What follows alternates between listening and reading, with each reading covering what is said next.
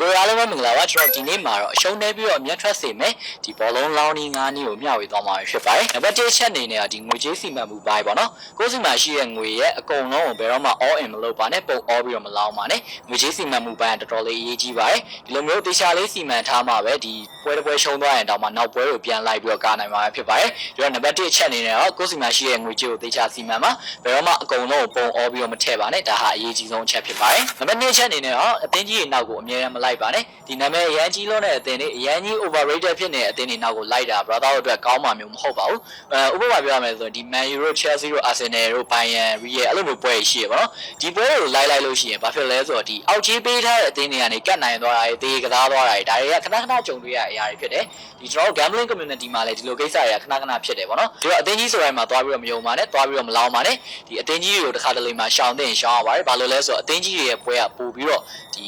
ဖြစ်နိုင်ခြေတွေများတယ်ပေါ့နော်ပို့ပြီးတော့လည်းခက်ခဲပါတယ်ဒီတော့အသင်းကြီးဆိုတဲ့ပွဲအောင်မလိုက်ပါနဲ့ပြီးတော့အသင်းကြီးပွဲကိုကစားခြင်းနဲ့ဆိုရင်လည်းဘာလို့ကြည့်ရမလဲဆိုတော့ဒီတွေးဆုံမှုတွေပေါ့နော်ဒီအသင်းကြီးကရှေ့မှာဘလောက်ကန်ထားလဲဘလို့အသင်းတွေနဲ့တွေ့ထားလဲဒီကစားသမားတွေကဘလို့အခြေအနေရှိလဲဆိုတာရောတေချာလေးသုံးသပ်ပြီးမှအသင်းကြီးတွေတော့လိုက်တင်တယ်လို့မြင်ပါတယ်ဟုတ်ပြီဒါကတော့ဒုတိယအချက်ပေါ့နော်တတိယအချက်အနေနဲ့ဒီ goal ball ကိုအသုံးချတတ်ပါသေးပေါ့နော် over under betting ပေါ့နော်ဒီ goal ball ကိုဘယ်လိုမျိုးအသုံးချရမလဲဆိုတော့ဒီဘယ်အသင်းနိုင်မလဲဆိုတော့ခံမှန်းအခက်နေတဲ့အချိန်မျိုးတွေမှာ goal ball ကိုလောင်းတာပို့ပြီးတော့ကောင်းပါတယ် brother တို့ကဒါပို့ပြီးတော့အဆင်ပြေစေပါတယ်ဥပမာမြင်တာပြောရမယ်ဆိုတော့အသင်းနှစ်သင်းလုံးကတိုက်စစ်ဖွင့်ကစားတာကောင်းနေပြီးတော့ခံစစ်ပိုင်းညံ့နေတဲ့အသင်းတွေတွေ့ကြရမယ်ဆိုရင်ဒီ over ကစားတာပို့ပြီးတော့ကောင်းပါတယ် goal ball ကစားတာပို့ကောင်းပါတယ်ဒါမှမဟုတ်ရင်ခံစစ်အသားပြီးတဲ့အသင်းတွေတွေ့ကြပြီ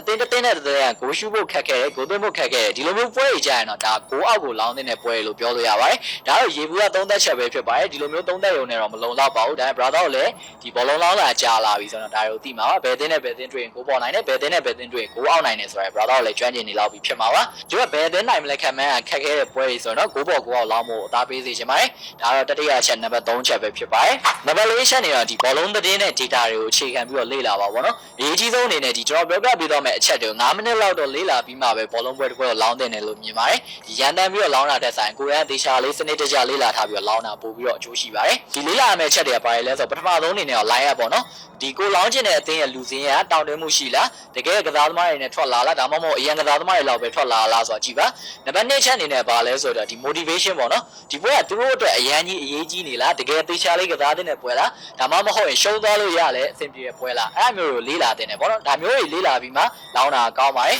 နောက်ဆုံးချက်ကတော့ဒီအရေးကြီးဆုံးအချက်ပဲဖြစ်ပါတယ်ဒါဟာတော်တော်များများလေးလုံးမိရဲ့အမှားတစ်ခုဖြစ်ပါတယ်ဒါကဘာလဲဆိုတော့အရှုံးကိုပြန်လိုက်တာပဲဖြစ်ပါတယ်ကိုကရှုံးနေပြီရှုံးနေတာကိုပြန်လိုက်ပြီဆိုရင်လေဒီရှုံးစောနဲ့ပေါ့နော်လောဘလေးတက်မိကြရဖြစ်တယ်ငါဒီဘက်ကိုပြန်နိုင်ရင်တော့ဘယ်လောက်ပြန်ရမယ်ဆိုတော့အတွေးနဲ့လိုက်တတ်ကြရရှိတယ်အဲ့လိုမျိုးမလုပ်ပါနဲ့အရှုံးကိုအတင်းကာရောသွားပြီးတော့ထိုးထည့်ပြီးတော့လောင်းတာမျိုးမလုပ်ပါနဲ့တေချာလေးကြီးစိုက်ပါအရှုံးကိုအရင်ကြီးပြန်မလိုက်ပါနဲ့ကျွန်တော်အနေနဲ့ပြောချင်တာကဒီတပွဲရှုံးသွားလို့နောက်ပွဲမှာနှစ်ဆပြန်လိုက်ပြီးထိုးရဲဆိုတာမျိုးရတာဒေဝါလီခံရမယ့်လမ်းစာတွေပဲဖြစ်ပါတယ်ဒီတော့ဒါမျိုးအမားကိုလုံးဝမလုပ်ပါနဲ့လို့ပဲပြောချင်ပါတယ်ဟုတ်ပြီဒီတော့ဒီအချက်5ချက်လောက်ကိုတေချာလေးတည်သွားရဆိုတော့ brother လောင်းရတာပို့ပြီးအဆင်ပြေသွားမယ်လို့လည်းယုံကြည်ပါတယ်ဟ